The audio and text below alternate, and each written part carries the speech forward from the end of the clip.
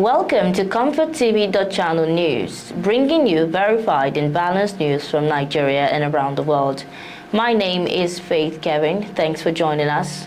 First, the headlines. FRSC warns against night travel, drunk driving in Embermont's campaign. Finnish court jails Simon Ekpa 6 years for terrorism offences. Police arrest 7 cultists with human skull in Akwa Ibom. Resident doctors issue 10-day strike ultimatum over unmet demands. Governor Bago dissolves cabinet, retains key officials. On business news, GTEx Nigeria, Minister pitches African unity on AI infrastructure. On foreign news, Japan, South Africa endure hottest summers on record. And on sports, Rooney backs Liverpool for Premier League glory. Questions Arteta's tactics. Now the news. The Federal Road Safety Corps Ogun Command has advised motorists to reduce speed during the Ember months to stem unnecessary road crashes. FRSC Commander in charge of Shagamu-Ore Benin Expressway, Nasir Mohammed, gave the advice in an interview with the News Agency of Nigeria on Monday. Mohammed noted that speed was sweet, but it kills faster than any deadly disease, stressing the need for motorists to therefore refrain from excessive speed that could lead to disaster through crashes. The route commander emphasized the need for motorists to desist from drunk driving, as this could affect their sense of reasoning, thus resulting to accidents. He reiterated the FRSC's commitment to embark on aggressive public enlightenment and patrols to educate the public on the dangers of flouting traffic rules and regulations. The Pajat Hamed District Court sentenced Nigerian-born Finnish Simon Ekpa to 6 years in prison for terrorism-related crimes and other offences. According to official documents, the 40-year-old municipal politician from Lati was convicted on multiple charges, including participation in the activation of a terrorist organization, incitement to commit crimes for terrorist purposes, aggravated tax fraud, and violations of the Lawyers Act. The court ordered that Ekpa remain in custody. According to the judgment, between August 2021 and November 2024, Ekpa attempted to promote the independence of the so-called Biafra region in southeastern Nigeria through illegal means. He used social media to gain a political influential position and took advantage of the confusion within the key separatist movement in Nigeria to play a significant role in it, according to a court statement. Ekpa denied all the charges against him. The court also found that Ekpa was instrumental in the founding and developing of the separatist movement in a more organized structure, working alongside others. It was revealed in the trial that armed groups were established under the movement, which the court classified as terrorist organizations. The trial was conducted over 12 sessions between May 30 and June 25, 2025, with a panel of 3 judges unanimously delivering the verdict.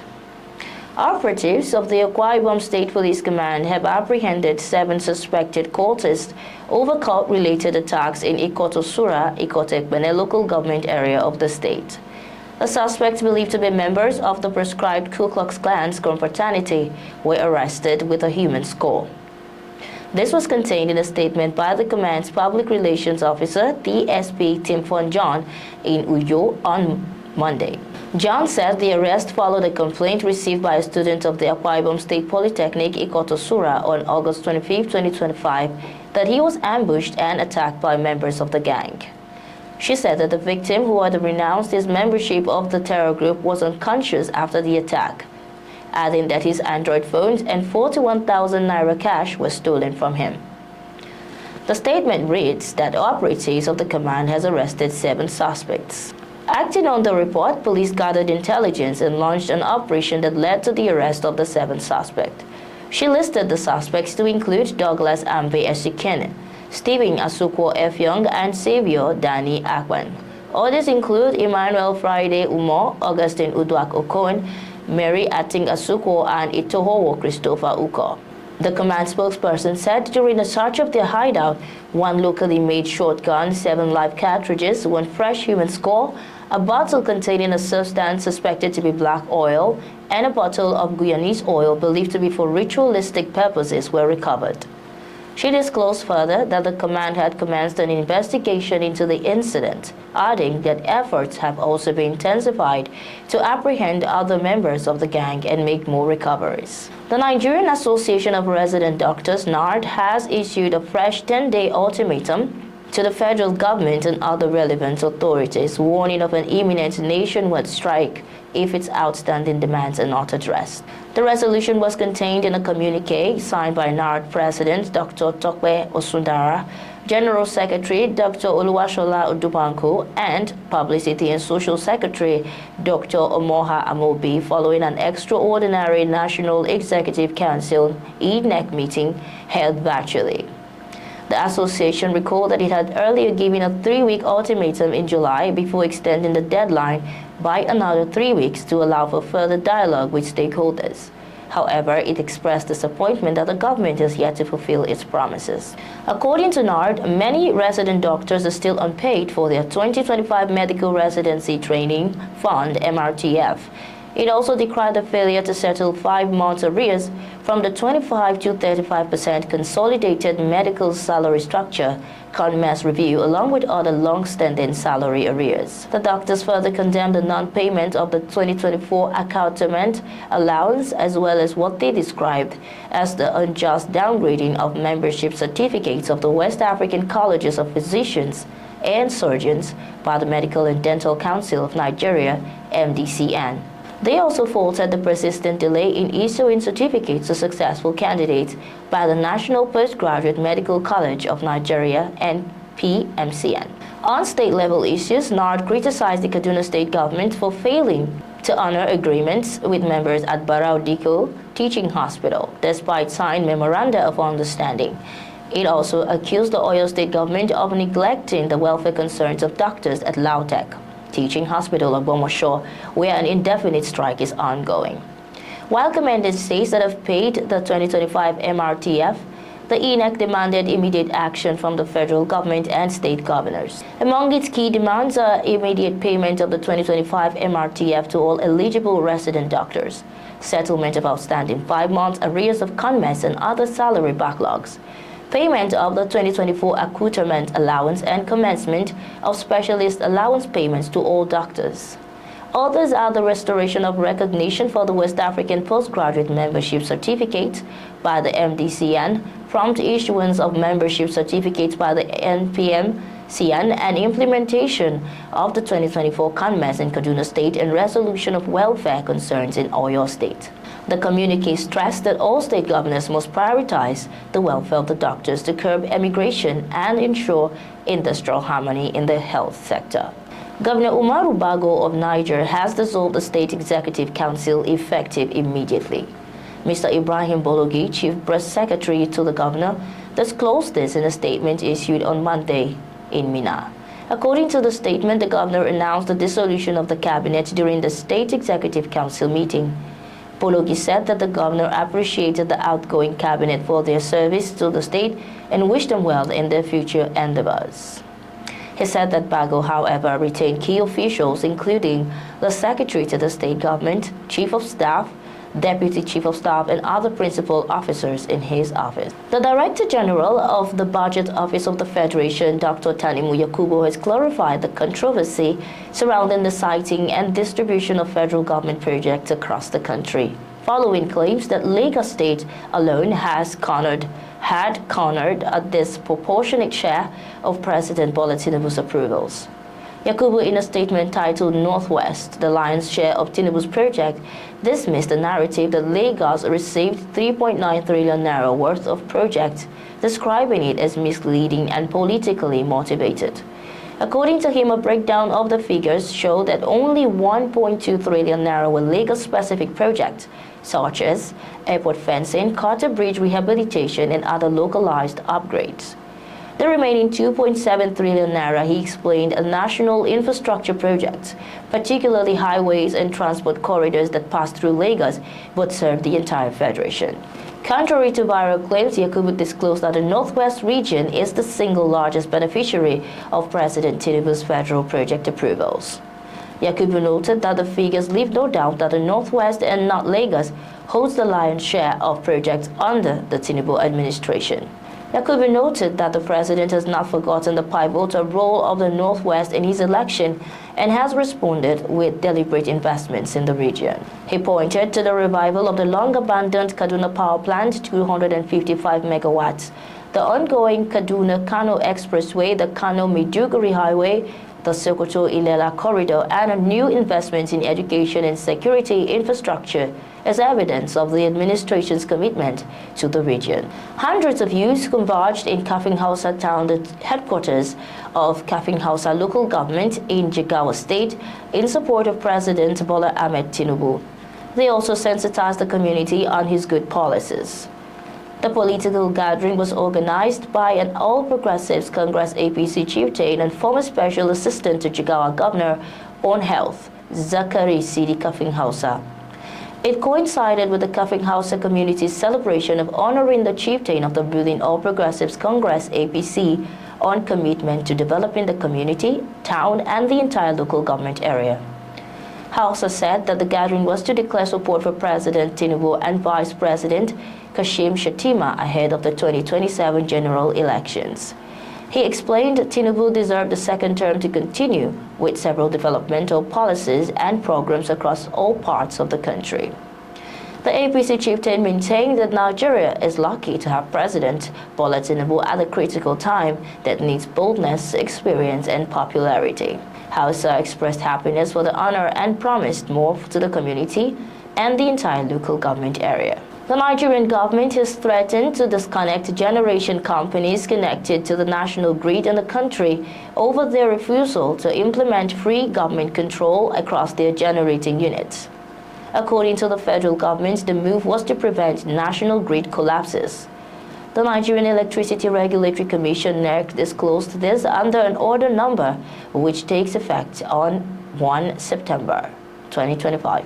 The order was signed in August by the Commission's Vice Chairman Musiliu Oseni and the Commissioner Legal Licensing and Compliance Dafe Akpeneye. According to the order, units that remain non-compliant for 90 consecutive days risk being disconnected from the grid entirely. It explained that the federal government allows a turbine or generator. The government automatically adjusts outputs in response to changes in grid frequency.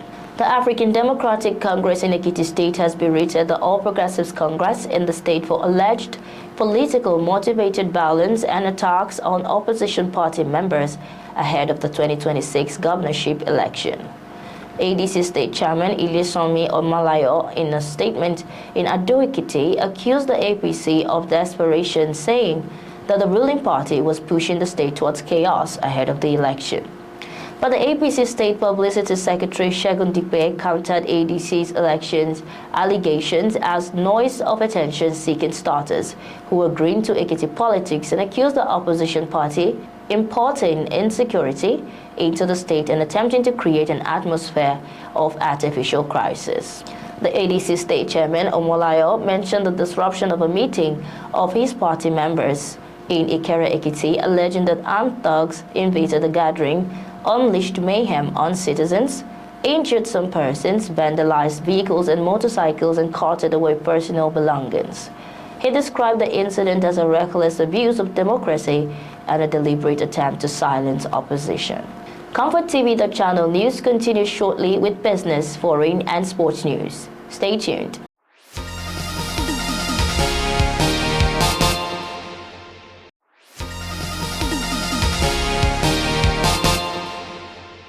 Many thanks for staying tuned. On business news, Nigeria's Minister of Communications, Innovation and Digital Economy, Bosun Tijani, called on African governments to coordinate their efforts in building artificial intelligence infrastructure and governance. Without such collaboration, he warned the continent risks widening its already yawning productivity gap with the rest of the world.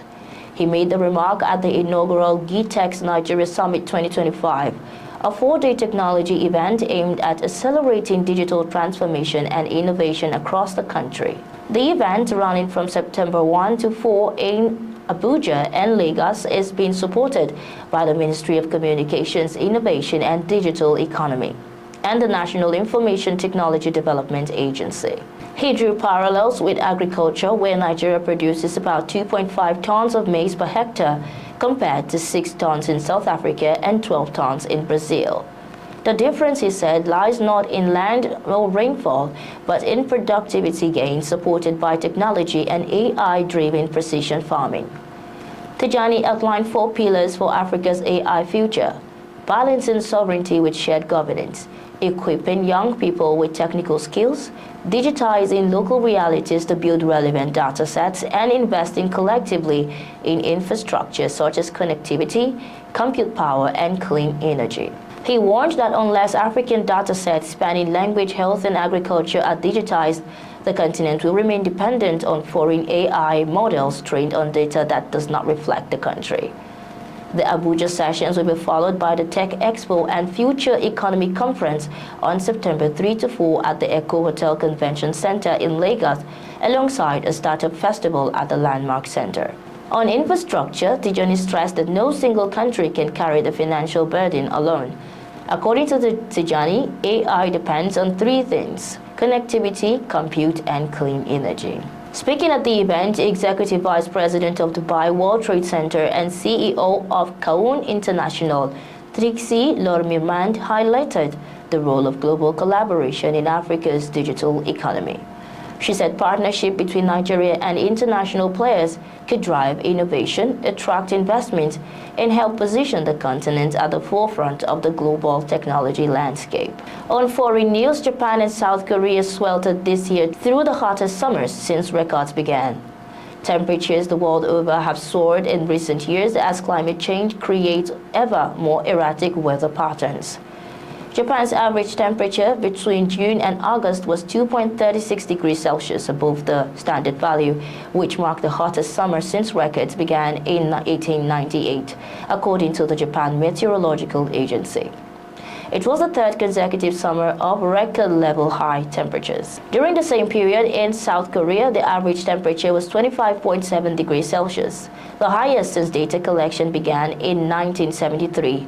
According to the Korea Meteorological Administration. The previous record over the same period was 25.6 degrees Celsius, set just last year. In Japan, the scorching heat left some 84,521 people hospitalized nationwide from May 1 to August 24 this year, up slightly from 83,414 during the same period last year, according to the Fire and Disaster Management Agency. In Tokyo, avid runner Masao Nakano, 80, told newsmen he pines for the old days where he could just step outside, sprinkle water in the street, and feel the cool air.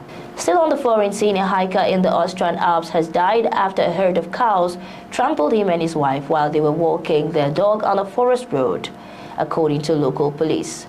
Fatal cow attacks are rare in the nation of more than 9 million people, whose mountains are a popular tourist attraction where in the summer cow herds graze freely.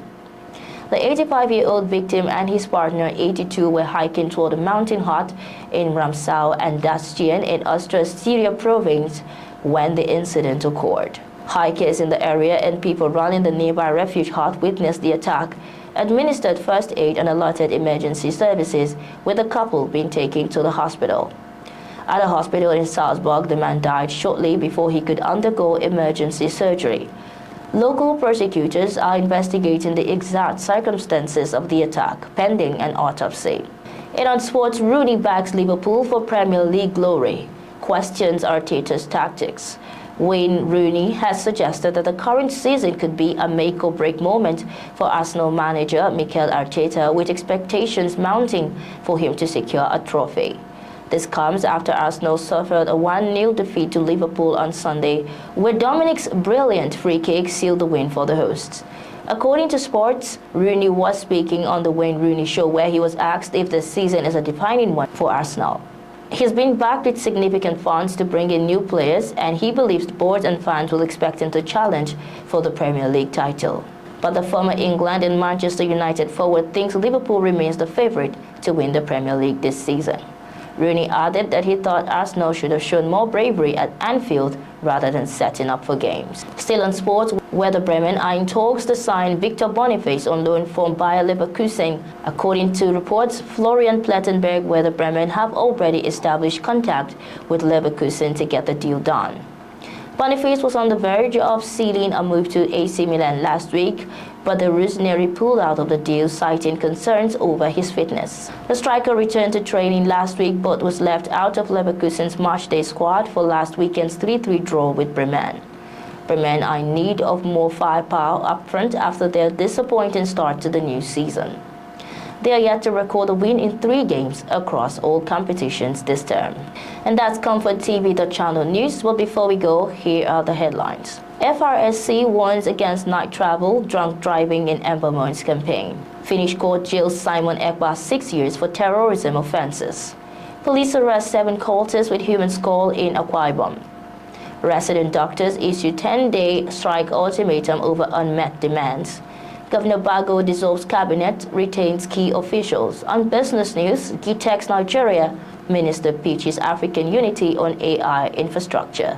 On foreign news, Japan, South Africa endure hottest summers on record. And on sports, Rooney backed Liverpool for Premier League glory. Questions Arteta's tactics. Thanks for watching. For breaking news, exclusive interviews, and more, follow us online at ComfortTV.channel on all platforms. Remember to like and share our videos, subscribe to our channel, click on the notification bell so you don't miss out on any updates. I'm Faith Kevin. Until next time, stay safe, stay informed.